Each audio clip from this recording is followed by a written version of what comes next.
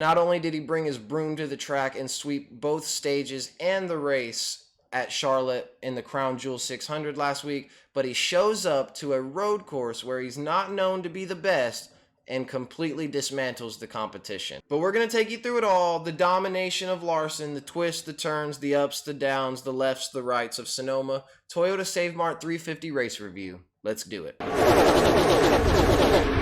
Now, coming into this race, a lot of people didn't know what to expect from Kyle Larson, knowing that he's fast at Sonoma in the times we've been there before, but he's never won and never really had the finishes to prove it. He's won 4 poles at this racetrack in the past, but never had the win to solidify that road course speed. But today, with the Hendrick Motorsports power behind him, he does what he's done all season and just continues to lay a blistering pace on the field and just take no prisoners, if we're being honest. Now, there's still being no practice, no qualifying, and nobody on this track since 2019. A lot of people thought that, as always on a road course, track position would be king, and today was one of the few road course races where I didn't see that happen. I mean, consistently, Kyle Larson, Martin Truex Jr., and Chase Elliott, 2 of them that we know are dominant road course racers, and now with Larson sticking his hat in that ring,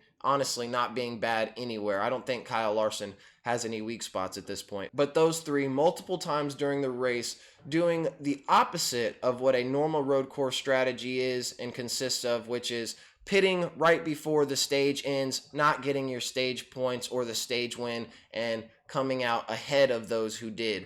Well, that was all out of whack today. I think the first stage of this thing went how a lot of people thought it might, considering no practice still, no qualifying, how important track position is on a road course, especially right off the bat, no adjustments to the car. You just got what you got, and you usually want to be up front with what you got. But Kyle Larson got off to a nice lead and really cruised himself to a stage 1 victory. I think they said that was the 6th of the last 8 stages that he has won, but he didn't do it without some minor issues. Right before the competition caution in lap 10, guys like Alex Bowman and I believe Brad Keselowski, a few other guys who started out back, actually tried to undercut the competition caution and be out ahead of Kyle Larson afterwards. But Cliff Daniels, being the brainchild that he is, he saw this coming, knew that the track was big enough and long enough for Kyle Larson to get in and most of the leaders to get in and negate that undercut pit, which led to a restart after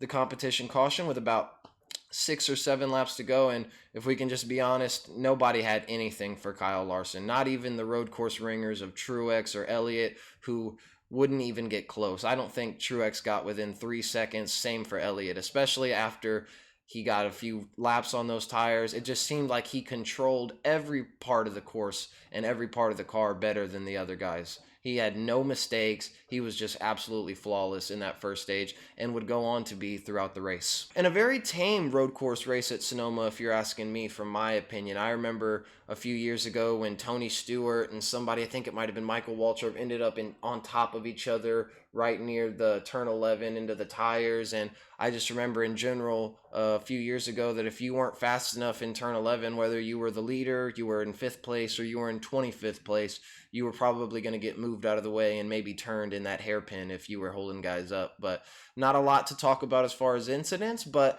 there were some. And the first caution for incident would come out halfway through stage 2 as Ricky Stenhouse Jr. would get loose through turn 1 and clobber the right side of that 47 Sunny D car, effectively ending their day. Stage 2 was a little more interesting though, as at the end of stage 1, the 24 of William Byron had pitted early and done that normal Sonoma strategy that a lot of guys didn't do in order to get out ahead of Kyle Larson to start stage 2, and that's exactly what he did. He was able to get out to a nice little lead, just like he did in 2019 when he won the pole there and wasn't able to stay up front because they were stage points racing at that race, and it was interesting to see them have a opposite agenda with Rudy Fugle on the box. But after a Ricky Stenhouse Jr. incident in the wall that brought the caution out with, I believe, 10 to go left in stage 2, Larson beat Byron out of pit road, and from then on, it was just smooth sailing for the rest of that stage. Kyle Larson just, you can't say it enough, the things he's done in this new Hendrick Motorsports car with the same team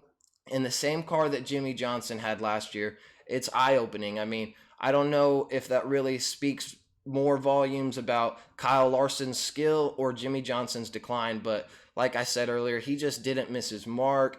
He had two of the best, three of the best, honestly, on road courses chasing him down behind. If you have Martin Truex, Chase Elliott, and you put Kyle Busch in there, three of the best road course racers in the Cup Series hunting him down the whole race, and he never cracked, he never broke a sweat, he never faltered, and he went on to win stage two just as easily as he did stage. The third and final stage, however, would not be as easy as the first two for Kyle Larson. They definitely weren't a cakewalk, because after taking his stage win and the stage points in stage two, he found himself mired back in deep traffic to start the third stage. I believe it was 14th or 13th that he restarted, and he even found himself behind Chase Elliott after a jumble up on the restart. And I thought at that point, Larson's time is over. Elliott's going to run through. He's going to get to the lead, have that clean air, and Larson's just not going to be good enough. He's good, but just won't be good enough to beat the current road course king. And by God, was I wrong, because after swarming up through the field, both of them, and Elliott taking the lead from, I believe, Kurt Busch, it was only maybe 2 or 3 laps later, Kyle Larson just drove by him effortlessly. I mean, Chase Elliott tried to make it hard. He tried to make it tight for Larson in certain areas where it was going to be difficult to pass in general, but just nobody on that track had anything for that 5 car, and they haven't all season. And it's just good. It's just continued here today. I mean, he was so strong and so fluid. He had the right amount of center turn. He had the drive off the corner. He had it all, and he drove right back by Chase Elliott to take the lead back. And the big moment of the race was right here. Ross Chastain makes an ill-advised dive into the hairpin on Corey LaJoie. The domino effect stacks them all up. Harvick gets damaged. Jones gets damaged. Byron damaged. Bowman gets damaged.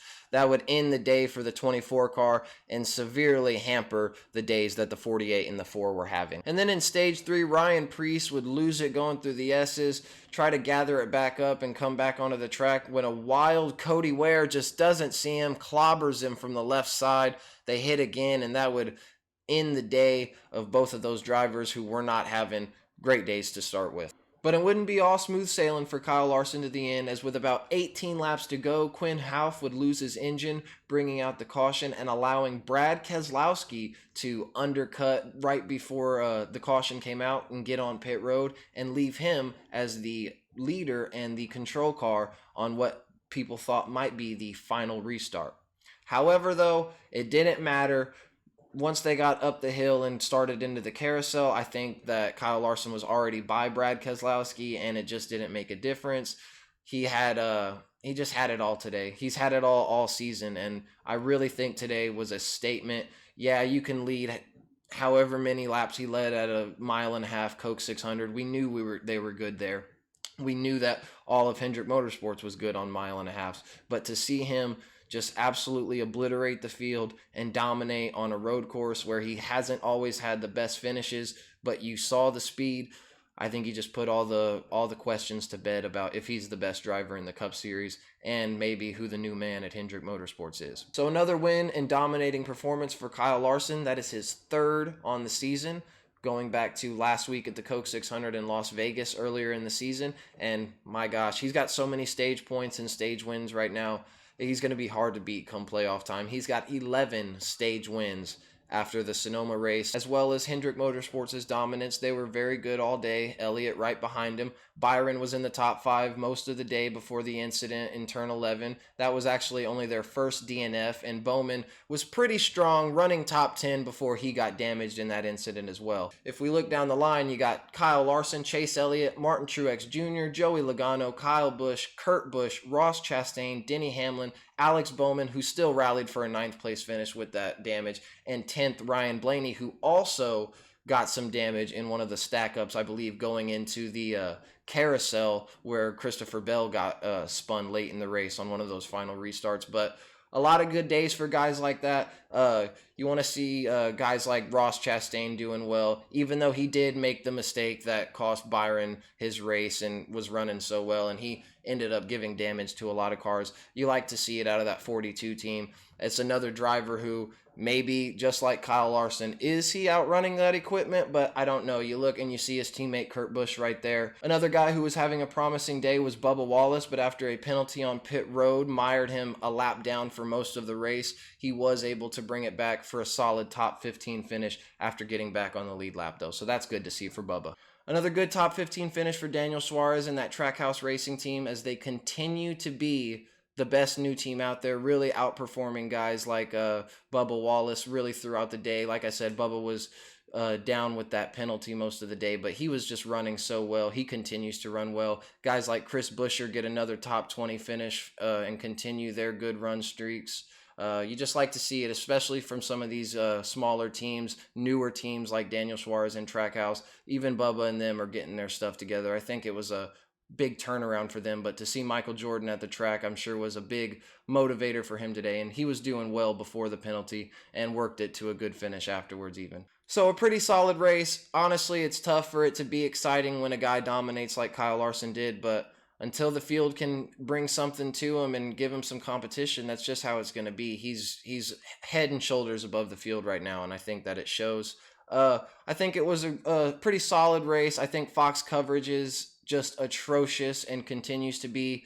The amount of commercials that Fox has on their broadcast is just outrageous. And if you watch on a device like me, like on your phone or using the Fox Sports app, none of the side-by-side commercial coverage even works. It's full commercials all the time. So as always, Fox needs to continue to try and get better with their broadcasting, but I think the race was good. I think the racing was good.